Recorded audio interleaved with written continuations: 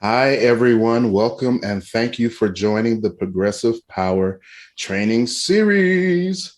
As people are joining us from around the country, let's get to know one another.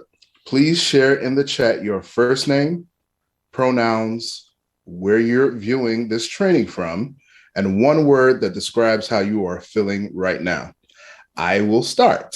My name is Chris Percy. I am the Director of Member Learning here at MoveOn. My pronouns are he, him, and I am from the west side of Chicago. My one word is focused. I am so ready to dig in with all of you and engage with you as we understand our role, our power, and our impact in this election cycle. So if you are in the chat, if you can please just give us some of those pronouns. Hi, Michael. Hi, Sirius Lestrange. I'm reading some of you folks. Hello. Hello, Sandy. Hello. Oh, so Memphis is in the house. Hey. Hey, Matthew. It is really good to see some of you, and I've already seen some familiar names, so I am really happy that you are all here and really excited to dig in with you. So now, before we get into the training, we would like to welcome all of you, welcome all people, all identities, and feelings into this brave and safe space of learning, patience, and curiosity. I welcome your curiosity. I welcome your righteous indignation. I welcome your anger, your grief, your joy, your determination. I welcome your passion. We welcome people who are new to MoveOn, and to those of you who have been with us in the fight for a long time, welcome to you. Welcome to folks who have been touched by COVID-19 in any way, whether you're a survivor or thriver or people just holding it together for today. We welcome people of all identities, backgrounds, ethnicities, abilities, and those of you from every age group. People who feel comfortable with technology, we welcome you. People who feel nervous and resist technology, we welcome you. Those who made it possible for us to be here, whether they be our caregivers, our ancestors, our beloveds, we welcome them. We welcome everyone here today to this space, right? Welcome to everyone here ready to support and to empower your community in any way. So thank you for being here. And to those who may be coming in later or who will watch this later, we welcome you as well, okay? So let's get into tonight's program. It is an action-packed hour, and I'm super excited. So tonight we are here for the Progressive Power Training Series. Now, this series is a sequel to the Progressive Power Summit we held last October. If you attended the summit in October of 2021, please let us know in the chat. Let us know if you are a return guest. We are so excited that you were a part of that. And if you weren't a part of that, that's cool. You didn't have to be. You're going to still get a lot out of tonight. Last time we convened, we came together to orient ourselves around the new political reality we worked hard to achieve in 2020, right? When we defeated Donald Trump at the polls, and won a majority in Congress. After the summit, it became clear that people were not only interested in what to do, but how to create conditions to work for change in their communities and in this country. All right. So this is our answer to your concerns, right? And power mapping was by far the most popular section that we had at the summit. So this series is a three-part power mapping series where we will focus on our role in the political moment. That includes us collectively as an organization and you as an individual. We will focus on our power. Here we will define power and our method of wielding it. And lastly, we will focus on how we can and will make an impact this year in our communities and in our country, okay? So again, we are here to focus on our role, we're gonna focus on our power, and we're gonna focus on our impact. Now, we'll learn a lot more later in this session about what power mapping is, But one of the definitions that I use for power mapping is it is a tool not only to identify who holds the power, right? But crucially, who holds influence over that person, and therefore who to target when you are doing direct actions and having campaigns and creating campaigns of that such. And I think that this is really important because as we look ahead this year as a midterm elections, usually there's lower energy, but like we have so much work to do and we have to build upon the wins that we've had. So now is a really great time to, before we get into the meat of the election season, get a little appetizer and let's come together and learn from each other. So we want to take you through a journey over 3 training sessions that will enhance your skills and prepare us to get involved in the midterm election and secure victories around the country this November. Now, this is a space for us to come together to be inspired, to learn, to strategize, and to prepare for what's ahead. I want each of us to walk away with some additional skills that we can use this midterm election season. And not just in this midterm, but also in your own communities. These skills that you're going to learn, you can apply them to so many different scenarios. So during this time together, I encourage you to have a pen and paper handy, okay? Or whatever method you use for taking notes, okay? I would, if I could see you, tell you to hold it up. But in the chat, just hold up your virtual notepad, okay? We ask that you engage others respectfully in the chat. Like, this is our community, and we want this to be a safe space, a place for learning. Folks can ask questions and things like that, but we want to be respectful of one another. And speaking of asking questions, ask questions. Even if we do not get to the answers today, we're going to have plenty of opportunity in the next couple of sessions and also in between sessions to really dig into some of these answers. Be open to new information. Just because you have done something in a certain way doesn't mean that there's not another way. Not to say that it's better or worse, but it doesn't mean that there's not another way. And so please be open and think through some of the skills and the concepts that you're going to hear about today. Lastly, I want us to make sure that we stick around for all 3 training sessions. This is so super important. We're going to have plenty of special guests along the way, and we are going to have some rolling out of things along the way. So I'm really wanting each of you that are here tonight to put on your calendars the next 2 sessions. And you might be like, oh, well, Chris, when are the next 2 sessions? I'm so glad you asked. I can hear you asking me that question from here. It's amazing. The next session will be Sunday, May 15th at 8 p.m. Eastern, 5 p.m. Pacific. And the session after that will be Sunday, June 5th at 8 p.m. Eastern, 5 p.m. Pacific. Again, Sunday the 15th at 8 p.m. Eastern, 5 p.m. Pacific, and Sunday, June 5th at 8 p.m. Eastern, 5 p.m. Pacific. Try to say that a whole bunch of times really fast. It took a lot of concentration for me to do that. So just so you know, if you've already RSVP'd, you will already receive reminders for each session. So we are really glad that you are here and that you're signed up and that you're ready to learn. So with that, I am going to take a quick break from my speaking and turn it over to our executive director, Rana Epting, to give us some more framing about the moment we're in. Take it over, Rana. Hey, MoveOn. Thank you for joining us here. I am always so grateful for this bold, vibrant, dynamic, action-taking community. And I believe all of us are here today because we care about each other. We care about the fate of this country. We care about who gets elected to power to actually govern it. And we know that when we come together and take action together, we are powerful and we can achieve great things. We know that because we've done it. We've done it before.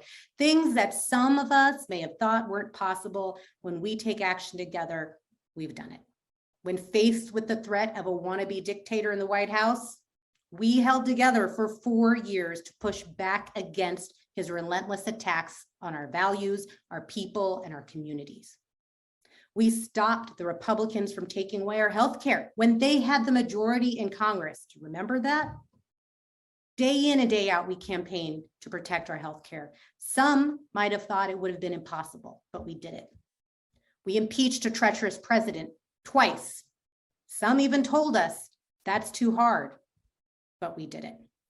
We elected the most diverse and progressive House of Representatives in history, and we came together amidst a global pandemic, threats of voter suppression and violence at the polls, an attack on Congress itself, and we kicked out Donald Trump from the White House and his cronies, and we protected the results of the 2020 election. We did that. Great things when we come together. Impactful things when we act together. And let's face it, it's been a rough few years, folks, even if it wasn't already. Yes, we made it out of the grip of the Trump presidency, but the fog has not dissipated. Yes, Trump was the embodiment of society literally moving backwards. We knew kicking him out of the White House could stop the backsliding, but it would not heal the patient. And once we won, we knew our work was cut out for us. Because the rich continue to accumulate more and more wealth at the expense of our financial security, our schools, our infrastructure, our local governments, all of us. Global climate change stops for no one and no one election, and we still have not made the societal adjustments needed to curb what we know is coming. Massive migration is inevitable and human, especially as extreme weather and economic destabilization upend societies across the globe. And while a majority of us got the vaccine, woohoo, we're still dealing with COVID.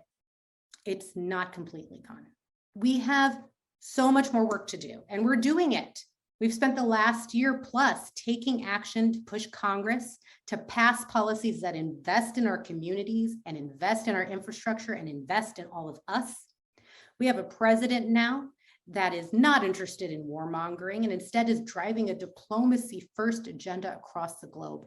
We have made progress, but there is so much more progress we need to make. We need more time. And the only terrain we can actually continue to make progress on in this two-party system is one in which Democrats are in governing power.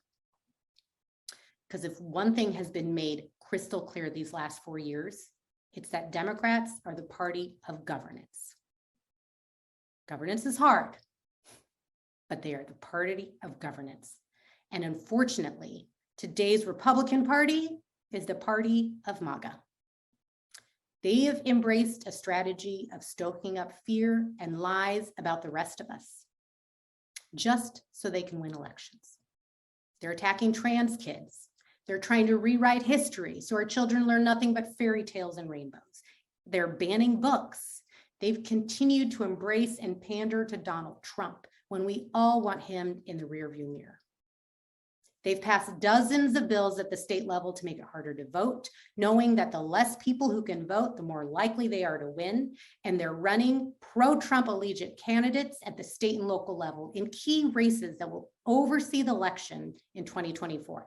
This is their strategy. This is their strategy. But here's ours. We, all of us, we're going to protect the front lines of our democracy this cycle and beyond. We are going to leverage our people power to protect our House and Senate majorities and elect pro-democracy governors and secretaries of state. This election cycle, it is us, all of us, versus MAGA. And when I say all of us, I mean everyone across the political spectrum who believes in American democracy and will defend it. You're welcome here. That's millions of us all throughout this country coming together and taking action to win. There are more of us than them. We are going to drive the largest voter mobilization campaign in MoveOn's history through data-informed turnout programs that all of us can take part in, no matter where you live in the country. Together, we are going to inspire and mobilize the Democratic base, and we're going to inspire and mobilize what we're calling surge voters. These are folks that voted for the first time in 2018 and 2020. They are key to us winning again in 2022. And we've got millions of surge voters in the MoveOn community, let alone 300,000, over 300,000 in the Senate states alone. These voters are key. We need your help to get them out to vote. So where do you come in? Well, we're it, folks. We are the movers and shakers of the Democratic electorate. We are the community of action takers. We always have been. That's what MoveOn is. We are the ones who vote every cycle. We are the ones who volunteer in our communities. We phone bank, we door knock, we talk to our families and friends, we send text messages, we donate, we host house parties. I could just keep going on, but this cycle, it's up to us. It's up to us if we want to win. And we won't just vote our fear, we will vote our power. We'll do it remembering that together we can. Together, we are powerful. Together, we do great things. We can elect more and more of the leaders we deserve. We can beat back the rise of the radical right, and we can continue to organize for all that we know is possible, a democracy that works for people, policies that create thriving communities and societies, and a world that values diplomacy and peace over war and devastation. I am so grateful for every single one of you. We cannot do this alone. We have to do it together. And that's what MoveOn is all about. Thank you. Well, let me tell you, this is why I'm so glad that I decided to work for MoveOn, because of leaders like Rana Epting. Thank you so much, Rana. Rana ended her talk by saying, together we can, together we are powerful, together we do great things. So together, if you are still with me, type "together we can" in the chat. So I know that you're still there and willing and ready to go into this training. So as Rana said, we are the movers and shakers of the Democratic electorate. We are the community of action takers. We always have been. And that's who MoveOn is. That's who we are. Many of you are here today, have been a part of MoveOn for so many years, and some of you just joined the community recently.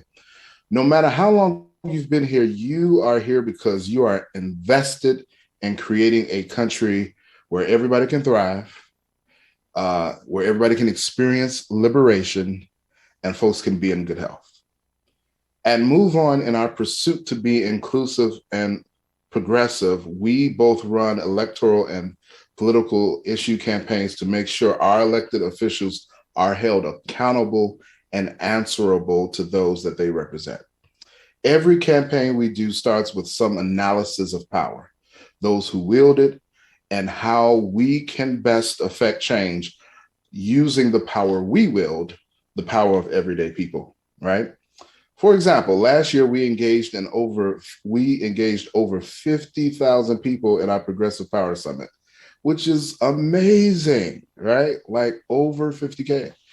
We trained and convened over talking about power and influence and how we can affect our community. One of our favorite sessions was about taxing the ultra wealthy, where power mapping was super critical to identify who the ultra wealthy are and how they can be engaged to better achieve economic justice in this country. That is what this series is all about. That's how we are preparing for the work ahead of this year. This series is all about reminding us that though there are seemingly endless distractions that the world throws at us, and even though it may feel topsy-turvy, we still have power. And we do have power, right? I would love each of you who have worked with MoveOn before to mention all of the powerful work you have helped us to achieve in the chat. Like, tell us what you have done. We are here today because folks like you made it possible. And as another example, Rana mentioned the work that we did as an organization and how critical it was to the wins we have achieved as a movement over the last few years. She spoke about our work to protect the right to vote and secure the election against MAGA interference. We are proud of actions like Save Our Post Office campaign, which fought against blatant efforts to undermine post office and influence the election, where we had MoveOn members and allies show up in solidarity at 800 post offices around the country. That is dope. Excuse my vernacular. We had in-person demonstrations. We did it while following COVID protocols. We did the work that we needed to do, and we did it using power mapping as our first place to stop. The past few years have been hard, right? As an organizer, though, it makes me so happy to see that the community and movement we are creating here has an impact and helps us connect in this disconnected world.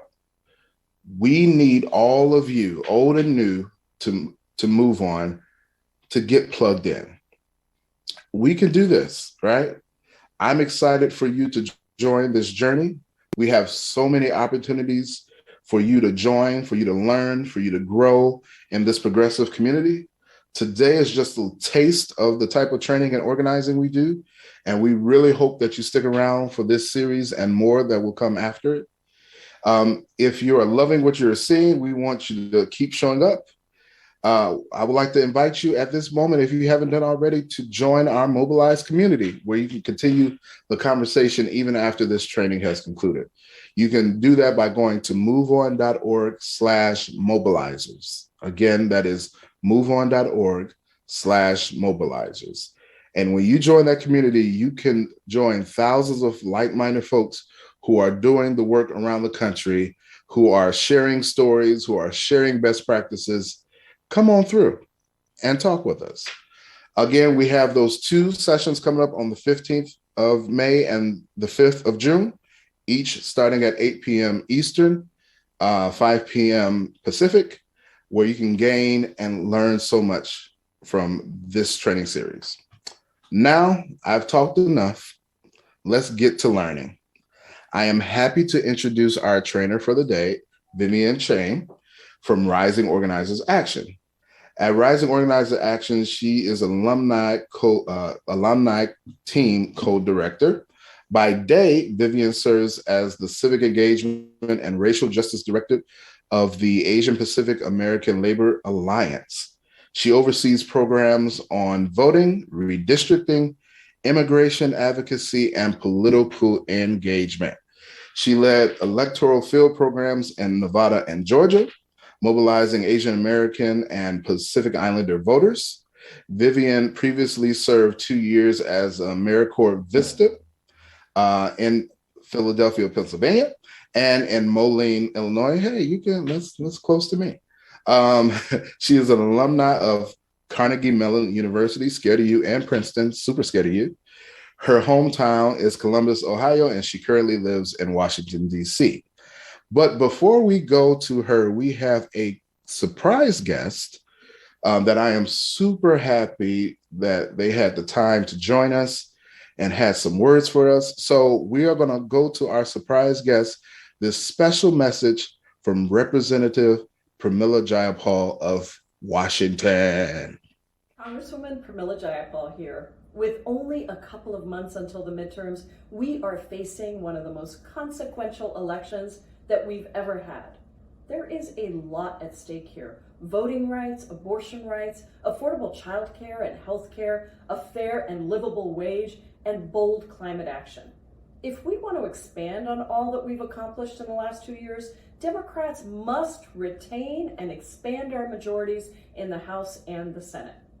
Democrats have been hard at work fighting on behalf of the people, not the rich and the powerful. Together, we passed the American Rescue Plan, which got people out of crisis by delivering money in their pockets and shots in their arms. And we did that without a single Republican vote. We also passed a historic infrastructure plan that delivered unprecedented funding for our roads and our bridges, created a national network of electric vehicle charging stations, got lead out of water across the country, and created millions of good-paying union jobs. And just last month, We passed a huge omnibus package that increased funding for high poverty K-12 schools, the NIH, and the CDC. The omnibus also renewed the Violence Against Women Act, which funds programs that support and protect survivors of domestic violence, sexual violence, and dating violence. And as part of the reauthorization of VAWA this year, the omnibus also included my bill with Senator Murray, Survivors' Access to Supportive Care Act for Sexual Assault Survivor Care. There's a lot to be proud of, but the work is not done yet. These past 2 years, we've been able to move people from crisis to hardship, but people are still suffering. This election will mean the difference between comprehensively addressing that hardship or letting the party that consistently panders to the interests of corporations and the wealthiest in charge. I know the people are with us. Black, brown, indigenous, and young people all turned out in droves to give Democrats the White House, the Senate, and the House of Representatives. If we mobilize, organize, and inspire, we can win again, and hopefully with bigger margins. So let's fight together for every community, every person, and every vote. Thank you. Thank you so much. And I would like to introduce our trainer for the day, Vivian. Vivian, I turn it over into your hands, and I am so looking forward. I have my pen and paper ready. Woo. To you. Thank you so much, Chris. And big thank you to MoveOn for having me tonight. I'm really excited also to be following an amazing message from Representative Jayapal. It's just a great way to celebrate this International Workers' Day and the first day of API Heritage Month. So yeah, what a special way to spend a Sunday night. I'm new to this technology, so I'm like, oh great, I did it. I'm sorry. So anyway, just really excited to be sharing this space with the MoveOn community tonight. I know there are thousands of you on this stream tonight, so just really excited. I'm like, oh, I can feel the energy from here. But tonight we're doing a training on Power Mapping 101. A few things to share that like this is 101, but if you came to our summit, some of this might seem familiar, some of it might be a little new. So there'll be like good tidbits for everyone. We always caveat this at Rising Organizers Action. These trainings are much longer in person. And so if at any point you feel like, oh my God, this is too fast, like what's going on? That's okay. That is a normal feeling. But, you know, there's a space for you to kind of process this deeper, debrief further. It's that mobilize your community. So we'll share that link at the end again. We'll share a QR code, but definitely, you know, tonight is just like the really, really intro, like beginning to this. And we really want to equip you all with the skills to go deeper and to build this in your own communities. So with that, let's get started. So our agenda tonight, we already did our welcome intros. I'll provide some overview of concepts, a little bit of level setting. We'll talk about just like identifying, researching your targets, and then go in depth on a power mapping example. After that, we move into our closing and talk about some action steps and homework for you all to take away. So firstly is that the goals for tonight, just so you know where we're going, we call this signposting and organizing. But what I'm hoping that everyone takes away is that you understand what a power map is, why we do it, and how to use it to understand your targets and their self-interest. We'll also talk a little bit about research meetings as an important method to build a power map. And then finally introduce like the process. How do you do it, right? For folks who've been here for a while or even outside of MoveOn, I'm sure you've heard people say, we need a power map. Okay, let's map them out. And you might have been like, yeah, let's do it. But hopefully after tonight, right? After this next half hour is over, you'll be like, okay, I got it. Let me pull out the flip chart. I can do this. So to start with, and this is its own training, but so I'll just do this in one slide. A rising organizer's action, we use this definition. Folks might be familiar if you've learned anything in the Marshall Gans, like kind of school of organizing theory. But basically it's how we define strategy. So that's like the really, really base of how we think about any organizing campaign. So for us, we define strategy as turning what you have into what you need to get what you want. very simple, but very powerful. I will say, like, if this is your first time hearing it, you might be reacting the same way I did, where I was like, okay, yeah, I mean, I know the word have. I learned that in, before first grade. Like, what is this, right? How is this like going to help me in my organizing? But from a Rising Organizers Action, we really approach it from a framework of making things as simple and clear as possible. So that way we all have the same language. So then when we get into the really complex, like, okay, who's on city council or what's all the context from 10 years ago? Once we get into those detailed things, at least we know we can start from this base of a really, really fundamental kind of streamlined way of talking about things. So fundamentally, we have our haves, our needs, and our wants. On this next slide, I'll show what that looks like in practice. But and if you look at this slide, it's kind of flipped actually. A lot of times we start with that want. Like we know there's something we want to change, or there's something kind of broken, we don't like it. So your want is your goal, right? Fundamentally. And your have, just on the previous slide, it was the first one. Your have is what you already have coming in, right? Could be resources, could be connections, it could be funding, but a lot of times we don't have money and that's okay. There's a lot that we have in our network or in our portfolio. So here in this slide, we flipped it upside down to kind of show you what a more typical example looks like. So at the top, we want undocumented workers in our city to receive $5 million in local government cash assistance, right? This is our organizing want or our goal, because a lot of undocumented workers were left out of COVID stimulus packages, and they're still left out of a lot of like benefits programs, things like that, simply because of their immigration status. So our want is to change that. So our want is this $5 million in local government cash assistance. And our need is what goes in between our have and our want. A lot of times when we start a campaign, we know our haves, or maybe we know our want, we have to think about our haves. The need is the part where that you really dig into the meat of it. So what's it going to take to get this to happen, right? To be flowing out to the workers? Well, we need the city council to vote for this funding. We also have some other smaller needs that can get us there. Public attention from the press, attention from the mayor or some city council members themselves, as well as organized people fighting for that bill. And then at the third line in the slide, we have organized people, personal stories, experiences, and access to social media with a Twitter handle of about 700 followers. So hopefully that makes it clear. I was like, again, this is its own training on itself, but basically, like, how do you think about your strategy? You think about your want, need, and your have. Your have is just what you have already, right? It could be resources, it could be connections, and it could just be, I have 3 coworkers in the same workplace, right? Or it could be, I have 2 friends who care about this issue. Like, you don't have to wait until you have everything in the world before you can start, right? We all know we have to build from the ground up. Your need is what's in between you and your want. So it's the steps to get there, and your want is your goal. Okay, so knowing that we have our goal, we kind of know some of the steps to get there. What's next? It's power mapping. So we have what are called targets. And so your target is the person who can get what you want. We want to emphasize that your target is a person, it's an individual, right? So they hold power in some kind of institution. They could be a gatekeeper. That's a lot of what we come up against. It could be someone who just has influence. Let's say like the media. Well, I shouldn't say media. It should be an individual journalist.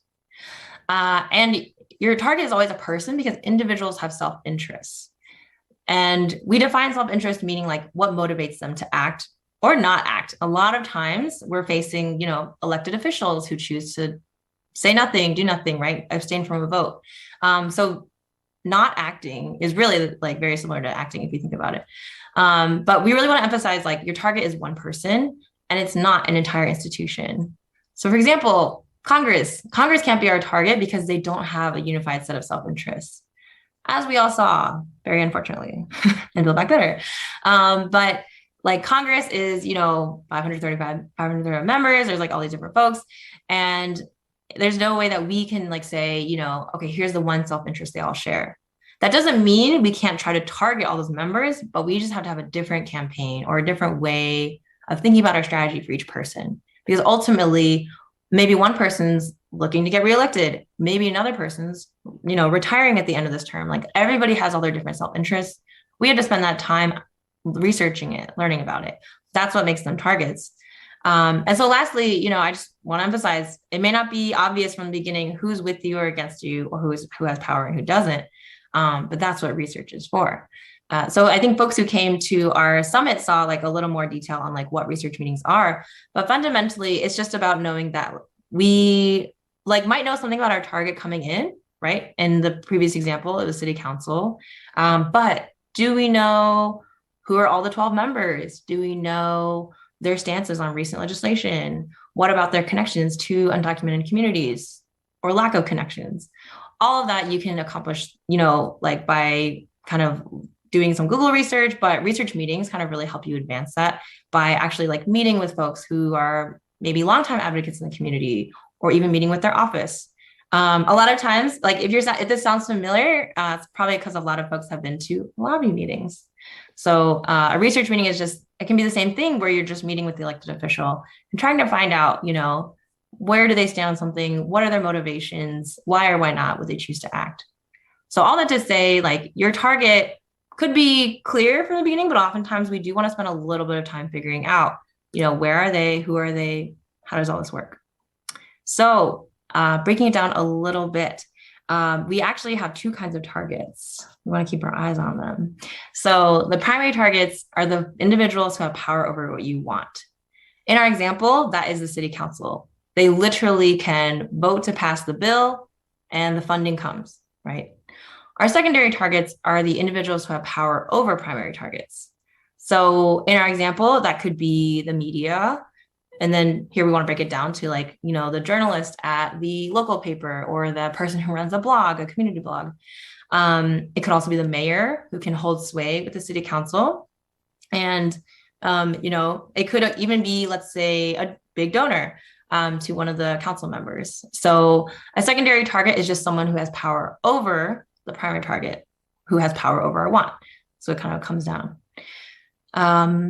Yeah, so those are targets. And I mean, if you think about it, you could really kind of map it out, like you keep going back. But the farther and farther, like we usually just identify primary and secondary, because after that, our influence really weakens, right? If we're trying to get the tertiary target or the quaternary target, it's like, well, you know, that direction of influence is not so great. So, you know, even though it's really tough, we really want to focus on who's the primary, who's the secondary. So, okay, now I'm going to do a lot of reading off the screen, so please stay with me. But we set up this scenario to demonstrate like what a power map would look like for a real campaign example. And I want to make sure I read it just for folks who like, you know, maybe it's not so legible on the screen, or just folks who, you know, might be listening but not looking at the screen. So please bear with me. Okay, so the context for our campaign. The city of Hill Valley is home to one of the largest school districts in the country. The Hill Valley Independent School District, HVISD, has an annual budget of $2.1 billion, and it has more than 200,000 students. HVISD prides itself on the diversity of the student population, and it includes some of the country's highest performing public schools. However, outcomes for students vary widely by race and family income.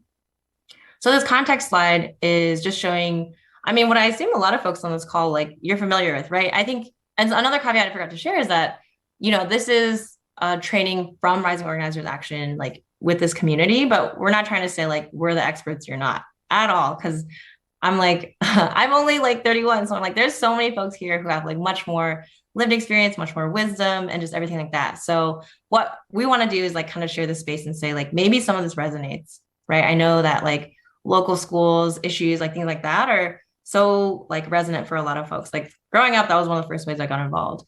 So hopefully this example resonates with a lot of folks too. So the context, you know, this might be all that you have coming in to like a campaign that you want to develop, or even just a goal that you have in mind. You're like, you know what, like I live in my school district and I know kind of like, yeah, there are problems with like how different students and students of color are like treated in the schools, or how they're supported or not supported, right? So this could be what we start with. You could also start with a lot more details than this, and that would be great. But even when you just have this, you can still start power mapping. So we have our context.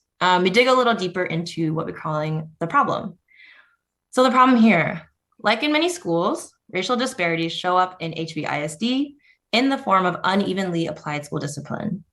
Last year, HVISD police officers arrested 780 students and place them in the juvenile or adult criminal legal system. Many of these arrests were made in response to incidents that could be handled by non-police school staff, or could have been resolved by school procedures and trauma-informed practices. Students of color in particular are disproportionately targeted by law enforcement within HBISD.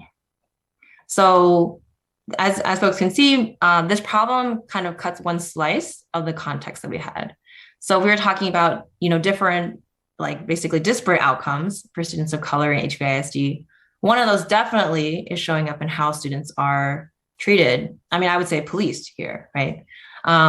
You could take another version of the problem and talk about, like academic outcomes, things like that. So hopefully this scenario kind of helps you see how we try to like hone in on one thing to build our strategy. And that's not to say at all that we wouldn't want to touch on other problems, but we want to build a strategy and build a power map for each different kind of problem that we can address. So that brings us to the campaign. So local organization, Hill Valley United, launched a campaign to push HBISD to fix problems around school policing and allocate more funding for school mental health officers and resources. Last fall, Hill Valley United ran a candidate forum to create public accountability for school board members. The candidate forum successfully got commitments from 3 out of 7 HBISD school board members to work with Hill Valley United. 200 members of the organization attended. So this is kind of like what's been done so far, right? So we have our campaign. We've done a candidate forum. We have actually a good amount of members. If the school district is 20,000 students, 200 members, that's already 1% of probably the parent population. So that's pretty great. So just summarizing it, our context, again, the city of Hill Valley, home to one of the largest school districts in the country. The problem is that, like in many other school districts, racial disparities are showing up at HBISD, in particular in inequitable or just disparate school discipline. And our campaign here, so Hill Valley United is launching a campaign to push HBISD to change its policies around school policing. The goal is to dismantle the school to prison and school to deportation pipelines. Okay, I know that was a lot. Hopefully some of that stuck. But regardless, if our big takeaways are just that we're working in the school district, there are folks who want to change it, and that it is the problem of school policing. Okay, then what is our first step? Or one of our first steps, right? That would be power mapping. So what is power mapping exactly? It's literally a map, and hopefully not too scary. I know there's an x-axis and y-axis here, but like we're not going to be drawing any slopes and lines or anything like that. But basically, it's literally supposed to be a visual that you can use to like lay out who is, with you, against you, right? We see on the left side, it's opposed, right side, supportive, and then who also has power. So on the bottom, less power or less influential, and on the top, more power, more influential. So you'll see kind of what it looks like as we're doing our example, but what you do in real life or even just virtually is just you're literally sticking people on this board. And that really helps you see like what quadrant do we have folks? Like, do we have a lot of folks who are supportive and powerful? I mean, that would be great. Then we're like, boom, done.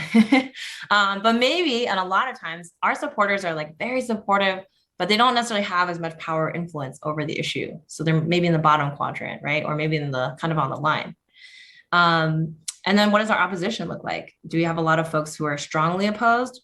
Or maybe there's a lot of folks who are kind of like, meh, they're weakly opposed. They're not on our side, but they actually could be swayed, right? So this really helps us kind of map that out, because a lot of times, I mean, I'll say personally, I definitely would be like, oh yeah, that person's against us, that person's with us, like done. And it wasn't until I started like kind of really understanding, oh, what does it mean to kind of assess and research and do things like that, that a lot of times it's not so clear. And the folks we might assume are one way or the other fall on the other side. So we use this map to identify who has power, the people who are opposed to us, people who are aligned. And we can use this in issue power mapping, like I'm talking about, but also electoral. Like that's like a really, really classic way. You can map out voters, right? You can have one power map that's just like, what types of voters, constituencies. I mean, ideally you would layer that with who are like leaders in the community, or what some folks call trusted messengers. So if there's like a pastor in the community, probably definitely on the more powerful side, but they might not actually talk to the electoral campaign, right? They may be like, I don't know who you are, right? So then they might be in the middle, totally just like neither side. So you can really map out like electorally, who are folks that you want to reach out to like get on the side of your campaign or your candidate, you know? So that's a power map, just 2 lines.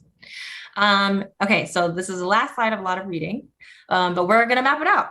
So these are some folks in the HVISD, either school board or community, and maybe some of these names will sound a little familiar. So I'll read everyone's bios, and then on the next slide, we'll actually map them on the axes. So, you know, try to remember a few names, but it's okay too, because like on the next slide, I'll just kind of remind folks like the little bio of each person.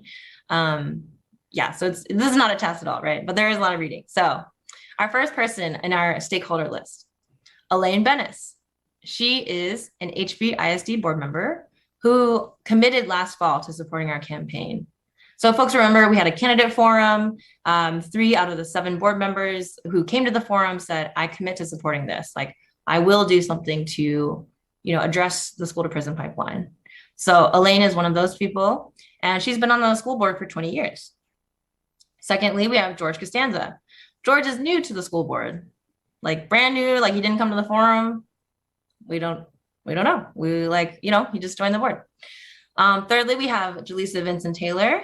Vincent Taylor is an HVISD board member who also publicly committed to supporting all the tenets of our platform. So Elaine came to the campaign, came to the candidate forum, and she said, yeah, I'll support it. Whereas Jalisa Vincent Taylor, she has like publicly made statements about it, and like specifically the entire platform she's committed to, and not just like general support. Next, we have Morty Seinfeld. He is chair of the board. He's a child of immigrants, and he taught in HVISD schools for 40 years. He retired 5 years ago. He attended the candidate forum last fall, but he did not pledge his support. Next, we have Michael Bluth. Bluth founded Hill Valley Liberty, which is a group that supports having more police in schools. And then last 2, we have Walter Oakes, who is the president of the PTA, the Parent Teacher Association. He is supportive of our campaign. And then we have Susan Ross, who's the vice president of the PTA, who opposes it. So I'll linger a little bit more on the slide, but basically we have these 7 folks that we're trying to power map. We know there's definitely more, right? We mentioned that the school board has like 7 members. We're only looking at, you know, 4 here, but this is really like helping us kind of see, okay, the information we do have, how do we lay it out, right? So, okay. I'm gonna play animations. Okay, it works, yes. So our goal, so the way you lay out your power map, try to give yourself as much space as possible. I know a PowerPoint's small, but like, you know, in real life, you'd have like a full butcher paper, you might even have a few, and you wanna put in that top corner, what's our objective? What's our goal? So in this case, it's to change the school district policies on policing in schools, right? But we wanna be really explicit and make sure we rewrite the goal for each map, because I could take the same 7 people, write a different goal, and a lot of them might move around. So we want to just be specific, because what is that phrase? It's like, you know, strange bedfellows in politics, right? Like coalitions change all the time. So someone who's with us one day might be against us on another issue, vice versa.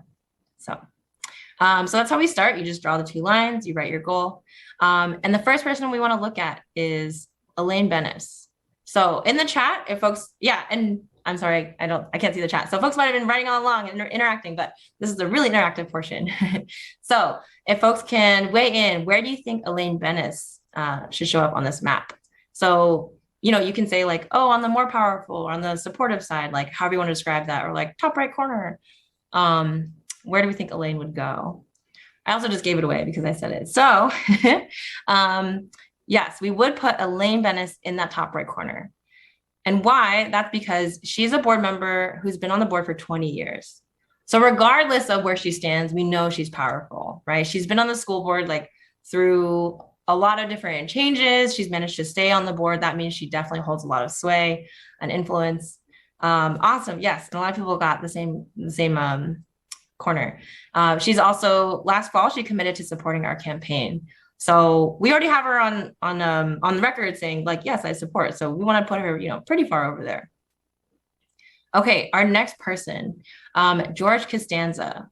So like I said, he's new to the board. We don't have much information on him because he just joined. He didn't come to the candidate forum. So where might we put them? And yeah, where you want to put them? Right in the middle. Okay, perfect. Yes. So I felt like I was drawing the shape of a question mark. But basically, a lot of times when we have a question mark, they go in the middle because we don't know. We can't definitively say, right? And we don't want to, because some folks might be like, well, channeling the real George Costanza, like he's ornery or whatever. And so therefore he probably opposes us, right? But we make a lot of assumptions just based on like not actual like research into that target, right? So we don't want to make any assumptions. We want to put them right in the middle and then find out, right? Okay, so our next person is Jalisa Vincent Taylor. So she is a board member. She has publicly committed to supporting all of the platform, and has made like public stances on it. So we might put her on the right-hand side. Yeah, that's awesome, folks. So she's also on the board. So obviously she does have influence over the vote, but she hasn't been on the board as long as Elaine has. So we put her a little lower, but she publicly and like really comprehensively supports our campaign. So we actually put her all the way to the right, just like to the right of Elaine. So that kind of shows you like, okay, what does it look like when someone's supportive versus you could call them like a champion of our cause or just even more supportive, right? As you get more people, as you can tell, this power map starts filling up really fast. So always feel free to kind of like tweak your power map as you go. So after her, we have Morty Seinfeld. Reminder, he's chair of the board. He used to be a teacher in the schools. He did attend the candidate forum, but he didn't pledge his support. So we'll probably put him in the middle on the top, right? So he's literally the chair of the board. He has the most power on here, but he didn't pledge his support. So he's kind of in the middle as well. I think again, that might be a situation where sometimes we're like, well, if they didn't pledge support, they should be on the opposed, right? Like they're not with us, they're against us. And I think depending on the issue, you could kind of choose to put like Morty there. I think for this campaign, the way we're thinking about it is like, okay, yes, I mean, that was a candidate forum where they were running for office. So maybe that's why we would choose that he goes in the middle versus on the left-hand side. But definitely a lot of these are like judgment calls. So this isn't to say like, this is definitely the right answer, the only answer, right? Okay, and after Morty, we have Michael Bluth.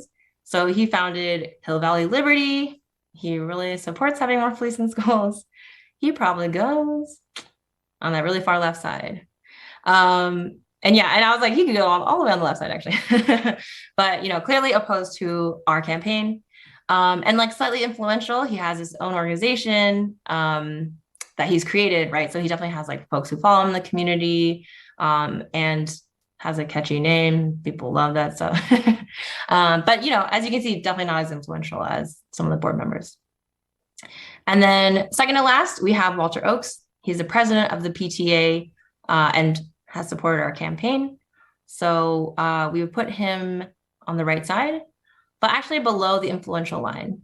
And that's not to say he's not influential, right? But relative to the other folks on here, less influence, just because he can't vote on it, right? He's the head of the PTA, parent teacher associations, like they can like sway mostly through public opinion on school board members.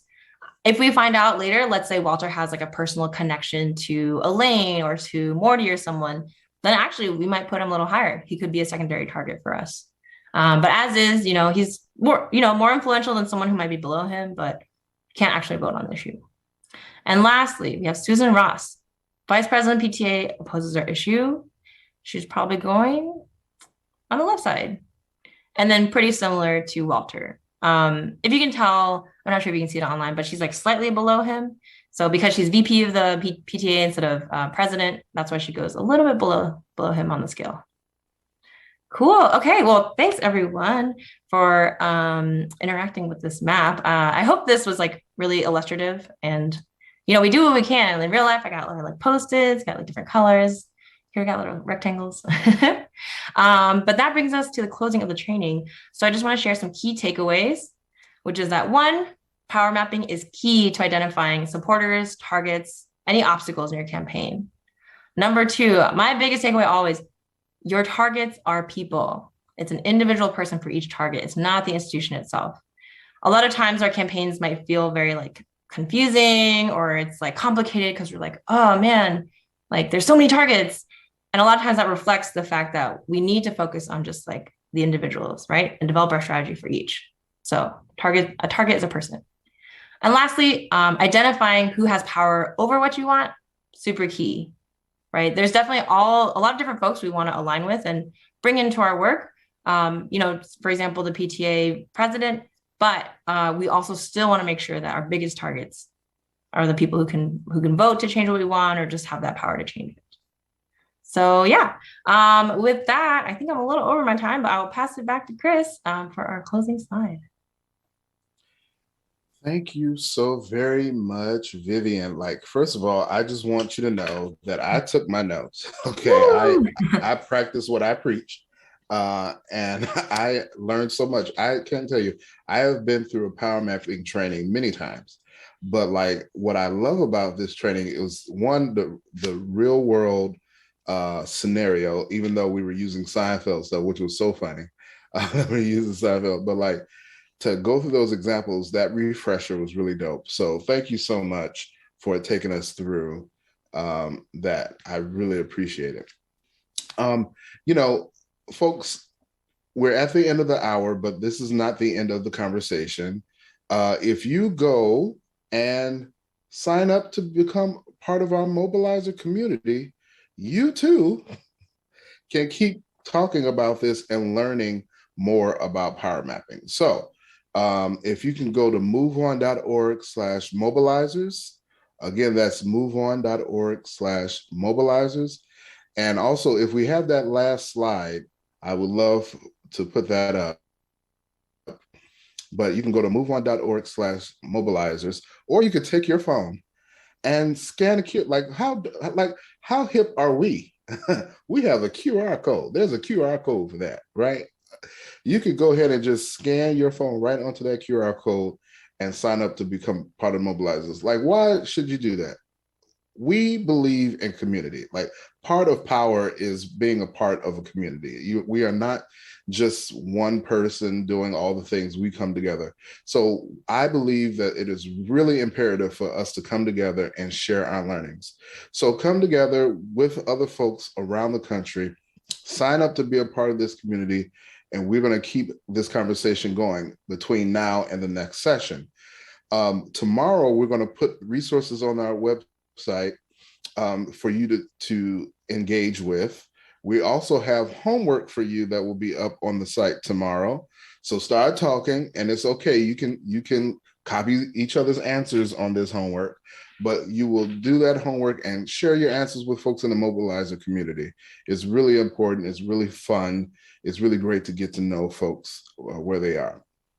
So again, thank you so much for engaging with us. We have 2 more sessions where we're going to dig in deeper, and we're going to have a lot more special guests come through and talk with us and really have a lot to talk about as it pertains to this election season and the work that we do here at MoveOn, and that you do as folks who are engaged in your communities and in this country. So as I take my leave, I want to say again, thank you. I want to say again, join the mobilizer community. I want to say again that we will be back here in 2 weeks. That's Sunday, May 15th at 8 p.m. Eastern, 5 p.m. Pacific. We're going to go deeper. This was just the tip of the iceberg. We are going to keep going deeper so then we can all have the same understanding as we approach this election season. I am so grateful to all of you. I am so looking forward to talking to you and Mobilize, and I'm so looking forward to seeing you in the next session. With that, I thank you so much. Have a wonderful evening, and I will see you soon.